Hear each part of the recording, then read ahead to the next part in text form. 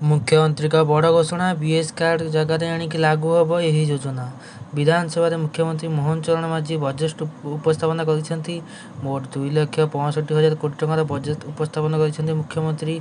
Budget रे मुख्यमंत्री बड़ घोषणा कर विजु स्वास्थ्य कल्याण योजना जगह गोपबंधु जन आरोग्य योजना आरंभ कर सरकार।